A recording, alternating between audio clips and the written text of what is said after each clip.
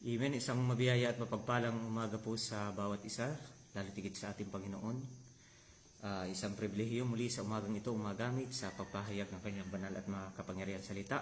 Pagpawahon ninyo mga kapatid, medyo na-late po tayo ng ilang minuto. At galing pa po kasi ako nasa baryo po namin at medyo umuulan, mahirap makita ang daan. Sa umaga pong ito, tayo po'y mag-aaral ng kanyang banal at makapangyarihan salita. Hallelujah. At patuloy pang sa umagang ito tayo magbigay ng parangal at papuri sa ating Diyos sa buhay. Hallelujah. Salamat po sa inyo, Panginoon. Salamat sa umagang ito. Salamat sa katapatan ninyo. Salamat sa buhay. Salamat sa kalakasan, Panginoon, na patuloy nyo ipinagkakaloob sa aming mga buhay, Panginoon. Sa buong magdamag, Panginoon, ng iyong pag-iingat. Salamat po sa inyo, Panginoon. Hallelujah. Hallelujah. Kay Diyos na napakabuti. Sa Diyos na tapat. Sa Diyos na dakila. Sa Diyos na hindi nagbabago. Sa Diyos na hindi matapatan ang dakilang pag-ibig sa ating mga buhay. Tayo po muna aawit sa ating Diyos na buhay sa umagang ito. Hallelujah! Sa mapagpalang umaga po. At bago po ang lahat, magpapakilala po muna pala ako. Ako po si Brother Romulo Flores. Galing po ng Marinduque, Duropi Church Poblacion, District 2, Marinduque. Tayo po aawit sa ating Diyos. Hallelujah! Awitin po natin yung linisin niyo ang aming kamay, linisin niyo ang aming labi. Hallelujah! Hallelujah! Linisin niyo aming kamay, linisin niyo aming labi, linisin niyo aming isip, linisin niyo aming puso ng iyong banal na dugo, na natigis doon sa krus ng Kalbaryo. Hallelujah, minsan pa. Linisin niyo aming kamay, linisin niyo aming labi, linisin niyo aming isip, linisin niyo aming puso ng iyong banal na dugo, na natigis doon sa krus ng Kalbaryo. Buhay na malinis ang nais nyo, Panginoon, na makita sa aming mga buhay, na mabigyan ka ng kaluguran. Kung ang buhay namin malinis sa iyong harapan. Minsan pa mula sa umpisa. Linisin niyo aming kamay, linisin niyo aming labi, linisin niyo aming isip, linisin niyo aming puso ng iyong banal na dugo, na natigis doon sa krus ng Kalbaryo. Buhay na malinis ang nais nyo, Panginoon, na makita sa aming mga buhay, na mabigyan ka ng kaluguran. Kung ang buhay namin malinis sa iyong harapan. Buhay na malinis, buhay na malinis ang nais nyo, Panginoon, na makita sa aming mga buhay, na mabigyan ka ng kaluguran. Kung ang buhay namin malinis sa iyong harapan. Kung ang buhay namin malinis sa iyong harapan. Hallelujah. Kung ang buhay namin malinis sa iyong harapan. Hallelujah. Hallelujah. Patuloy niyong gawing malinis, Panginoon, ang aming mga buhay, ang aming mga puso, ang aming mga labi, aming mga isip sa umagang ito, Panginoon. Hallelujah. Upang sa gayon, maging karapat-dapat ang mga buhay na ito na makapagpuri, makapagpasalamat, makalapit sa inyo, Panginoon. Hallelujah. Salamat po sa inyo, Panginoon. Salamat sa umagang ito. Salamat muli, Panginoon. Kami nagkaroon ng pagkakataon upang patuloy kayong papurihan, patuloy kayong sambahin, patuloy kayong awitan, Panginoon, at patuloy na mapagbulay-bulayan muli, Panginoon, ang iyong banal at makapangyarihan salita. O aming Ama, aming Diyos na tapat, dakila, Diyos na makapangyarihan sa lahat, sa pangalan po ng Panginoong Hesus at sa patnubay ng iyong Santong Espiritu, sa umaga pong ito, dalangin po namin, Panginoon, ang patuloy na pangunguna po ninyo, ang patuloy na pagkilos ninyo, Panginoon, ang patuloy na pagpapala ninyo, Panginoon, sa aking mga kapatid, Panginoon, sa umagang ito, na nakikinig, nakakapanood ng morning devotion na ito, Panginoon, patuloy niyo nga po, Panginoon, na pagpalain ang bawat isa, higit sa lahat, bigyan ng malaking pananampalataya ang bawat isa, Panginoon. Buksan niyo po, Panginoon, patuloy ang kanilang mga puso, ang kanilang mga kaisipan sa bawat salitang may ihahayag sa umagang ito at minsan pa, Panginoon, sa umagang ito. Umaamin po kami sa aming mga buhay, sa aming mga sarili, na kami nagkulang, nagkasala, nagkamali, nakaisip po kami, Panginoon, nakagawa, nakapagsalita ng mga bagay na nakapagdulot ang karumihan sa aming mga buhay, kaya sa umaga pong ito, Panginoon. Minsan pa'y nagpapalinis kaming muli mula ulo hanggang talampakan at papahugas na yung kabanal-banalang dugo. Hallelujah! At patuloy na patawarin sa lahat ng aming mga kasalanan at sa umagang ito, gawing marapat ang mga buhay na ito. Hallelujah! Salamat po sa inyo, Panginoon. Patuloy, Panginoon, ang iyong mga salitang mahayag sa umagang ito, sangkapan niyo, Panginoon, ang iyong kapangyarihan. Ang iyong abang lingkod, Panginoon, ay walang magagawa. Kung wala ang inyong pagsama, Panginoon, kung wala ang inyong pagkilos, walang halaga, Panginoon, ang lahat ng mga salitang lalabas sa aking mga bibig. Kung hindi niyo po ako sasamahan, kung hindi niyo sasangkapan ng kapangyarihan ng bawat salitang lalabas, Panginoon, sa mga bibig na ito, Panginoon. Kaya naman, aming Ama, aming Diyos, patuloy niyo po akong itago sa inyong sa inyong likuran, Panginoon, at patuloy na makita lamang ang inyong kalwalatian, ang inyong kapangyarihan, Panginoon.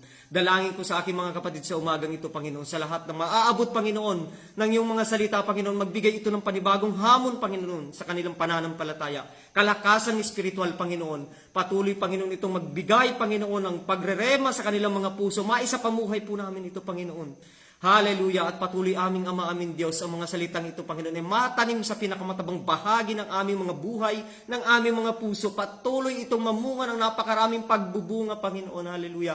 Mag-uhay ito sa aming mga buhay, Panginoon. Hallelujah! Salamat po sa inyo, Panginoon. Pinagkakatiwala po namin, Panginoon, ang morning devotion na ito, Panginoon. At patuloy kayo ang kumilos sa lahat, Panginoon, ang pagkakataon ng pag-aaral po namin ito, Panginoon. Mula umpisa hanggang sa matapos ang devotion ito, Panginoon, ang banal yung pagkilos, ang paggawa ng yung banal na Espiritu, Panginoon, ang aming pong samot panalangin sa umagang ito. At tanggapin yung, Panginoon, sa umagang ito ang pinakamayamang papuri, pasasalamat, pagdakila at pagsambat, pagluwalhati. Tanging sa iyo lamang sa pangalan ng aming Panginoong Hesus. Amen at amen. Hallelujah! Isang mapagpalang umaga pong muli, mga kapatid. Salamat po sa Panginoon. Tayo po'y mag-aaral ng kanyang banal at makapangyarihan salita. Sa umaga pong ito, pag-aralan po natin, mga kapatid, yung first fruit. Ano nga ba yung first fruit, mga kapatid? Ang unang bunga.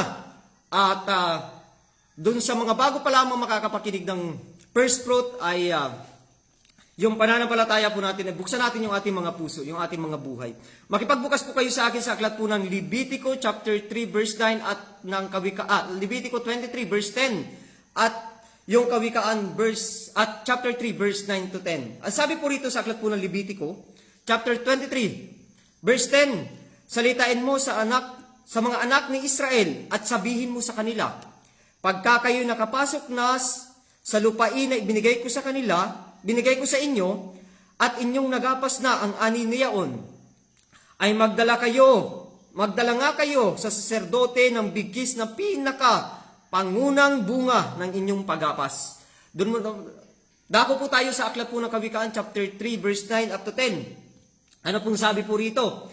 Sabi po dito, parangalan mo ang Panginoon ng iyong tinatangkilik at ng mga unang bunga ng lahat ng mong ani. Sa gayoy, mapupuno ang iyong mga kamalig ng sagana at ang inyong mga alilisan ay aapawan ng bagong alak. Pinagpala na po ng Diyos ang pagkabasa ng kanyang mga salita. First fruit, unang bunga. So paano ba tayo magbibigay? May mga nagtatanong, ito ba'y bagong doktrina, ito ba'y bagong pag-aaral? Hindi, mga kapatid, ito'y nasa banal na kasulatan, yung first fruit. Paano ba tayo magbibigay ng unang bunga natin at kailan ginaganap ang pagbibigay ng unang bunga? So, binibigay po ito first month of the year, so January. Gaano kahalaga yung first fruit? Mapag-aaralan po natin mamaya. At paano tayo magbibigay ng ating unang bunga. Sabi pa rito, salitain mo sa mga anak ni Israel at sabihin mo sa kanila, pagka kayo'y nakapasok na sa lupain na ibinigay ko sa inyo, at inyong nagapas na ang ani niyaon, ay magdadala kayo.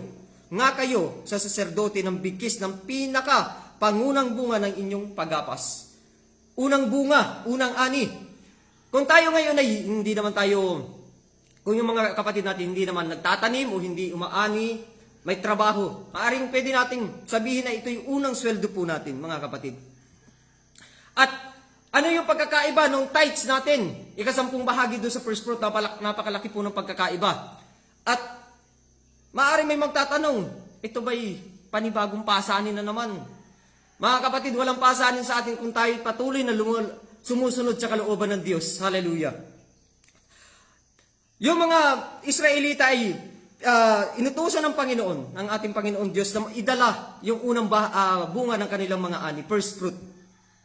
Para sa, ito'y nagbibigay sa mga Israelita ng katugunan o pagsunod dun sa kautusan ng Panginoon. At sabi po rito sa Aklat ng Kawikaan, parangalan mo ang Panginoon ng iyong tinatangkilik.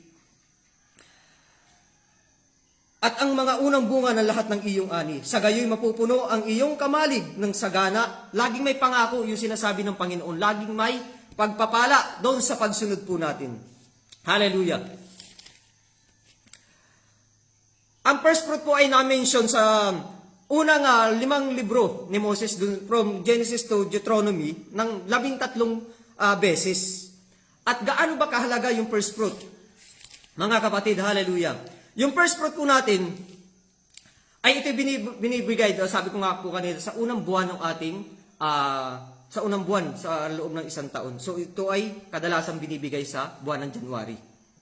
Kailan ito binibigay? Kung babasahin po natin ang aklat ng Nehemiah, chapter 10, verse 35 to 37, laktaw po tayo dun, mga kapatid. At ito naman ay kahalintulad din lamang nung mga nauna po nating nabasa. Nehemiah,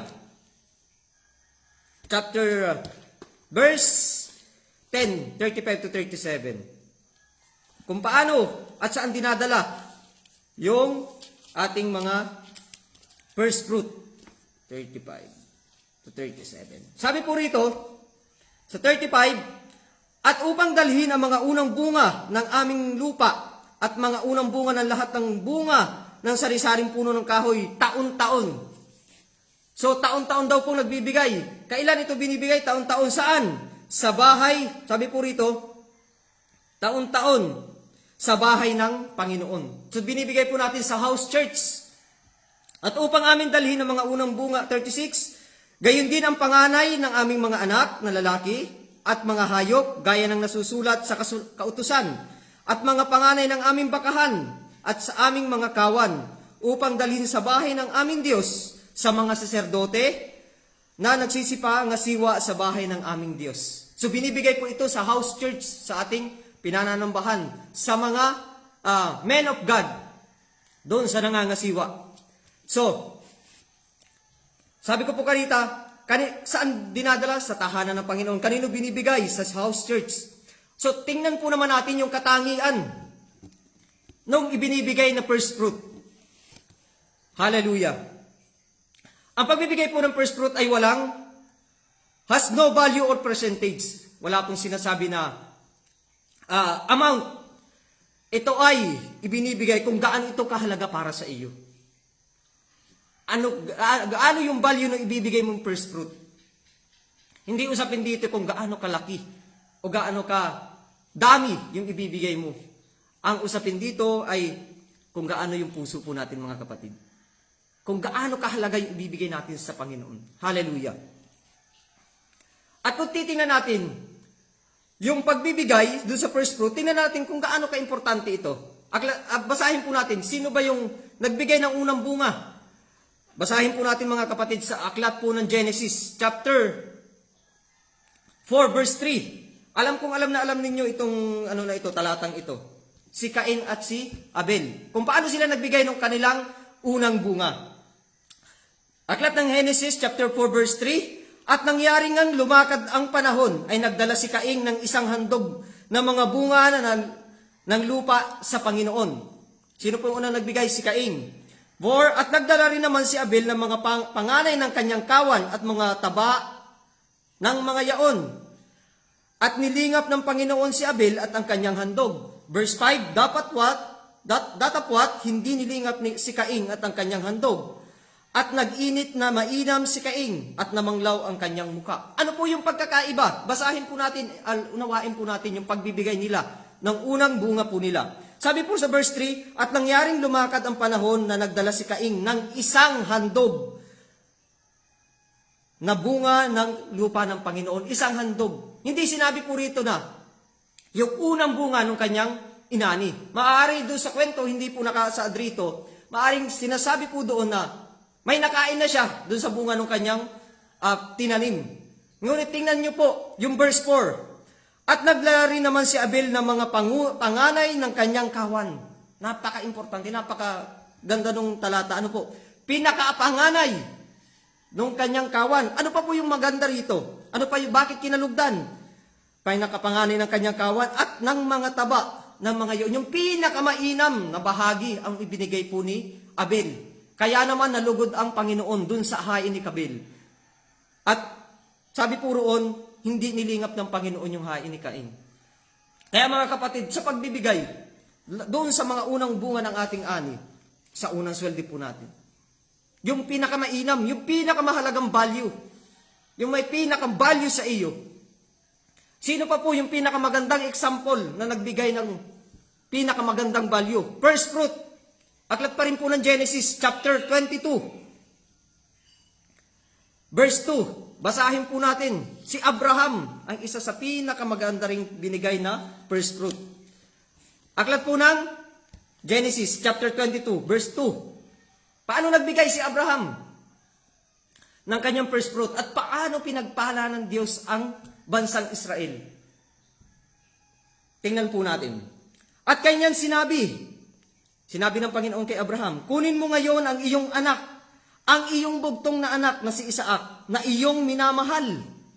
Kung babasahin po natin sa English, he said, take now thy son, thine only son Isaac, whom thou lovest. Pinakamamahal na iyong minamahal, at pumaroon ka sa lupain ng Moriah, at ihahin mo siya doon. Siya roong handog na susunugin sa ibabaw ng isa sa mga bundok na aking sasabihin sa iyo. Hallelujah! Kayo mga kapatid, kung kayo may kaisa-isang anak, hingi ng Panginoon na iaalay. Kung sakasakali, kaya po ba nating ibigay? Katulad din po ba tayo ng puso ni Abraham na nagbigay at nagtiwala sa Panginoon?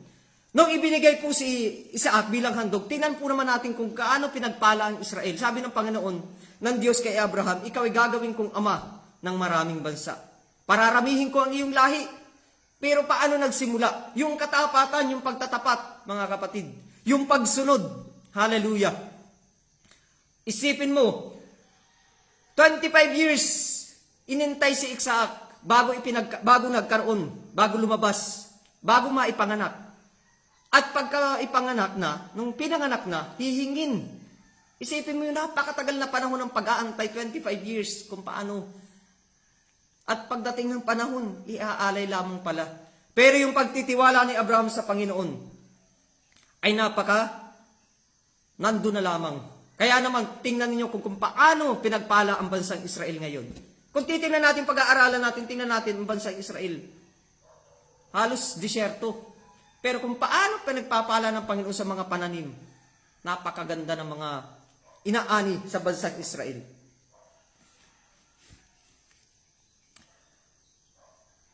At yung unang bunga, kadalasan, ito'y hindi kasabay nung mga inaani po natin. Alam niyo po, nung buhay pa yung aking tatay, dahil napakasipag po niya magsasaka, ang ano po namin yung pagkakaingin. Yan po yung way ng aming pagtatanim. Pagkakaingin. So, ang ginagawa po namin doon, tinatanim namin ng palay.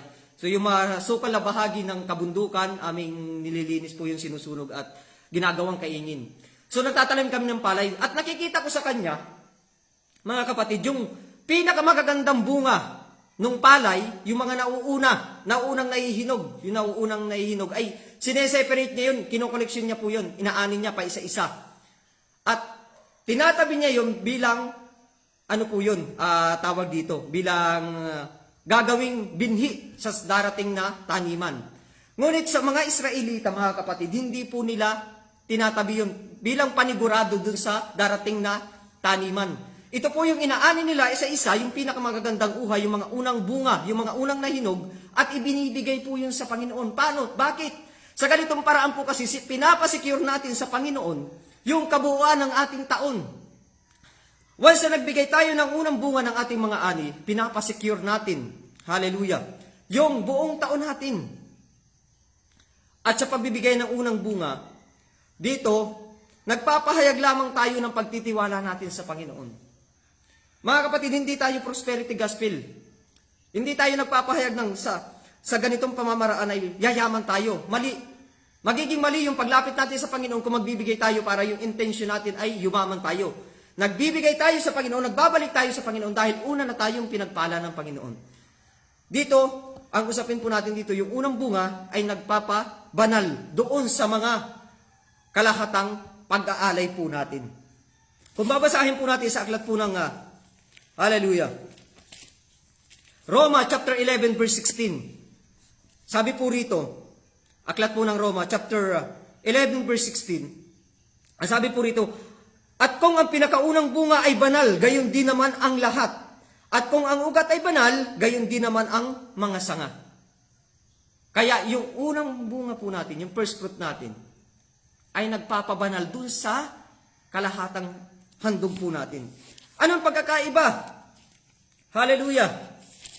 Nung first fruit dun sa ating tithes, sa ikasampung bahagi. Yung ikasampung bahagi natin, binibigay natin yung 10% ng mga kinikita po natin, yung nag-i-increase dun sa kinikita po natin. Ngunit yung first fruit, ginagawa po lang natin ito, isang beses, isang taon, or depende sa leading sa iyo ng Panginoon. Pwede namang ulit-ulitin, pero ito ay ginagawa isang beses, isang taon. Pinakaunang bunga, first month, at kadalasan nga, ginagawa po ito ay buwan ng February.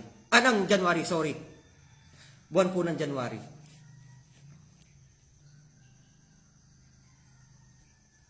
Salamat sa Panginoon sa umagang ito. Marahil mapapansin niyo mga kapatid, nung huling ginamit din tayo ng Panginoon, ang topic ko rin po noon ay yung pagbibigay, yung tithes and offering. Bakit, Brother Romulo, bakit tuwing i-exhort tayo or magpapagamit tayo sa Panginoon, nasa pagbibigay lagi yung topic mo? Mga kapatid, sa pagbibigay, nandyan yung susi ng pagpapala. Iba po yung bless ka sa nag-uumapaw ka. Kasi kung pinagpala ka, maganda. Ngunit yung nag-uumapaw yung pagpapala ay nandun sa pagsunod. Hallelujah. Kung nagbibigay ka, kung tapat ka na sa ikasampung bahagi mo, mga offering mo, mga pledges mo, subukan mo ang Panginoon dito sa first fruit. At mga kapatid, yung pagpapala na ating matatanggap sa Panginoon ay talaga namang mararanasan natin. Sabi doon nga doon sa kanyang mga salita sa aklat ng Malakay chapter 3 verse 8 to 10, subukin ninyo ako sa mga bagay na ito. Subukan natin ang Panginoon. Dahil hindi naman tayo natin matatapatan ng Panginoon pagdating sa pagbibigay. We cannot outgive God pagdating sa pagbibigay. Hindi natin kayang lagpasan ng Panginoon sa pagbibigay. Bakit? Yung kanyang kaisa-isang anak, inihandog para sa kapatawaran ng ating mga kasalanan. Para mangaligtas tayo. Ano pa kaya yung bagay na hindi niya kayang ibigay para sa atin? Ang usapin na lang dito, yung pananampalataya natin, yung pagtitiwala natin sa Panginoon, kung paano tayo magbigay, kung paano kabuti yung puso natin, kung paano tayong bukas palad. Bakit may mga kapatid na hanggang ngayon na hindi pa nag-umuulad yung pamumuhay nila? At sabi ko nga po pa kanila, hindi naman tayo nag-exhort ng ganitong klase o nag-ahayag ng ganitong klase ng salita para sabihin yayaman ka. No! Mali po yung intention natin kapag, ay magbibigay ako sa Panginoon ng first fruit ko para ako'y yumaman. Mali yung paglapit natin, hindi tayo pagpapalain. Ngunit kung nagbibigay tayo, bibigay ko ito dahil ito yung gampanin ko.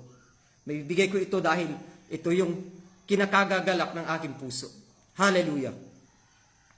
Sabi ko nga po kanina, doon sa tithes natin, kung tapat na tayo dito, dagdagan pa natin mga kapatid.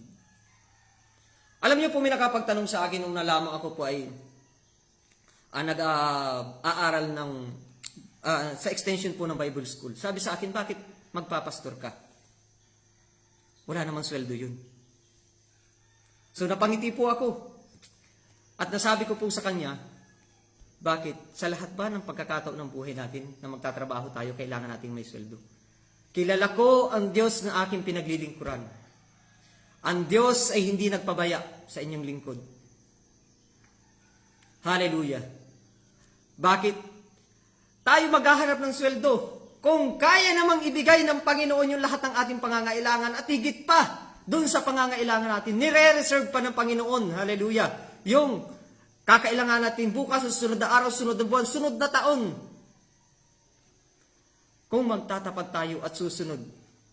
Kung sabi niya sa kanyang mga salita, kung mahal niyo ako, susundin yung aking mga utos.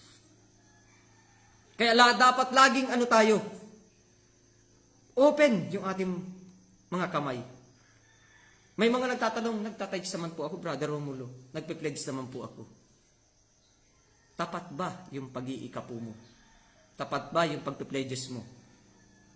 Iba po kasi yung kuripot dun sa may disiplina. Baka naman, masyado ka pang kapit na kapit dun sa blessing na ipinagkakatiwala sa iyo ng Panginoon. Iisa lang po ang Kristiyanong buksingerong kilala ko, Manny Pacquiao. Bakit po buksingero? Tingnan niyo po ito. Pag buksingero ka, lagi nakakungkum yung kamay. Pero kung i-open mo yan, magiging karatista ka, magiging open ito. Pag kungkum yan, hindi makakatanggap ng pagpapala. Pag open yan, laging makakatanggap. Kaya sa pagbibigay, mga kapatid, yung first fruit, napaka-importante nito. Basahin po natin ang aklat po ng Ezekiel chapter 44 verse 30. Sabi po doon, paano binibigay yung first fruit? Ezekiel chapter 44 verse 30. Ang pinakainam sa mga unang bunga, pinakamainam. Most valuable, yung pinakamahalaga na kaya nating ibigay. At lahat ng handog ng Israel ay mauukol sa mga pari. Gayon din ang pinakamasarap ninyong pagkain. Sa gayoy patuloy ko kayong pagpapalain. Lagi pong may kalakip na pangako yung utos ng Panginoon. Sa aklat ng Malakay chapter 3 verse 10, subukin niyo ako sa mga bagay na ito kung hindi ko buksan ang durungawan ng langit at ibuhos ang masaganang pagpapala sa iyo. Sabi ng Proverbs, Kawikaan 3 verse 10, mapupuno ang iyong kamalig at ang mga sisidla ng iyong alak. Hallelujah. Hallelujah. Grabe. Kaya naman mga kapatid, sa pagbibigay po natin, subukan niyo ang Panginoon.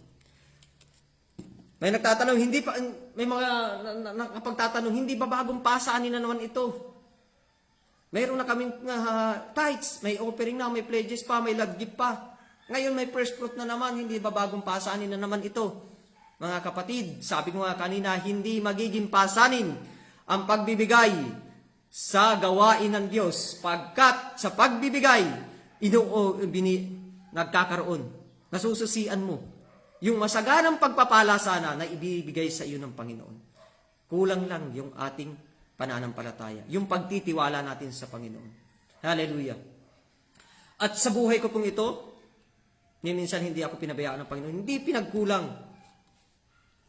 Nung nag-resign po ako sa trabaho, at ako ay nagtinda na lamang ng isda, ang Panginoon ang patuloy na nagsusustain na lahat ng customer, lahat ng kita, araw-araw. Maliban lang siyempre paglinggo at tayo nasa Panginoon. Lagi nating unahin ang Diyos. Lagi nating unahin.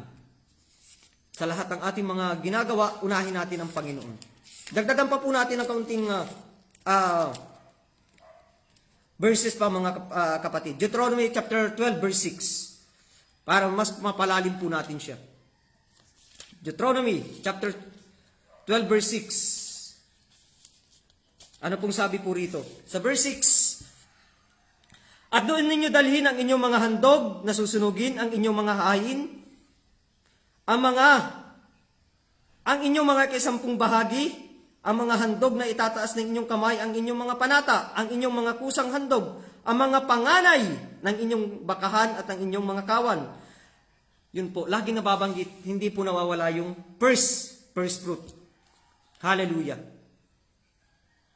Sabi doon, bakit natin susundin na ito sa lumang tipan lang naman ito? Wala naman sa bagong tipan. Mga kapatid, full gospel po tayo. Hindi tayo nagpo-focus lamang sa bagong tipan. Full gospel po tayo. At nung una pa man, wala pa ang batas, wala pa ang kautusan, sinasagawa na po ang pagbibigay, ang pag-iika po. Bakit po si Abraham po nagbigay po siya nung ikasampung bahagi ng samsam? Kanino siya nagbigay? Kay Melchizedek. At lalong pinagtibay yung pagbibigay at dinagdagan pa nung dumating yung kautusan. Laging nauulit-ulit po sa aklat ng Deuteronomy, sa Levitico, na babanggit at nababanggit at nababanggit. Kaya sabi po doon sa aklat po ng Roma, sabi ko kanina, 11 verse 16, kung ang pinakaunang bunga ay banal, lahat ng kasunod ay banal. Hallelujah. Kaya mga kapatid, sana ang salitang ito, ang mga salitang nahayag sa umagang ito, magbigay sa atin ng panibagong hamon. Gusto mong pagpalain ka ng Panginoon buong taon? Sumunod tayo sa Panginoon. Subukan natin ang Panginoon. Dahil hindi magpapatalo sa iyo ang Panginoon pagdating sa pagbigay. Hindi siya magkukulang sa iyo. Hindi siya, ang Diyos ay tapat sa kanyang pangako. Ang Diyos ay tapat sa lahat ng kanyang pangako sa atin mga kapatid. Hallelujah. Kaya yung first fruit po natin mga kapatid, maaring isang buwang sweldo mo, pwede mong ibigay. Depende sa leading sa iyo. Depende sa pananampalataya mo. At kung hindi mo pa naman kaya magbigay ng iyong unang bunga, magtapat ka sa iyong ikasampung bahagi, sa mga pledges mo, sa mga pangako mo sa Panginoon.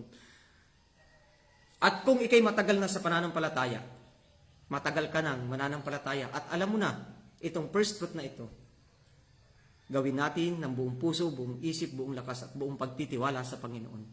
May pananampalataya, may kagalakan. Kung sa paanong paraan man daw tayo nagbibigay, ang pinaka-susi dito, the key thing sa ating pagbibigay ay meron tayong bukas sa puso at kaisipan. The process of giving above your normal tithe can help prepare you for God to make a difference in your life. Sa paraan po ng ating pagbibigay, yung proseso daw po ng pagbibigay ng higit dun sa ating kayang gawin ay nagpapatunay lamang na tayo'y nagtitiwala sa ating Diyos. Ang pagbibigay ng ating unang bunga ay pagsunod at pagtitiwala sa ating Diyos sa buhay. Salamat po sa Panginoon sa umagang ito. Salamat sa lahat ng mga kapatid na patuloy na nakapakinig ng salitang ito. Hallelujah. Ng salita ng Panginoon. Pagpalain po tayong lahat ng Panginoon sa lahat ng aspeto ng ating mga buhay. At kung tayo pinagpapala, magbalik tayo sa Panginoon. Ibalik natin yung nararapat sa Kanya. Huwag nating nakawan ang Diyos. Ibigay natin kung ano yung nakasulat at mga utos niya. Purihin po ang Panginoon. Salamat po sa umagang ito. Pagpalain po tayong lahat ng Diyos. At patuloy tayong magpagamit sa Diyos. Napakahalaga. Sabi po rito, testimony, totoo po ito yung first fruit ko ngayong taon, January 2024. Sa mga kapatid, nagbunga na po. Amen. Hallelujah. Yung kapatid po natin dito sa Iglesia ng Poblasyon, nakausap ko lang po siya nung nakaraang araw.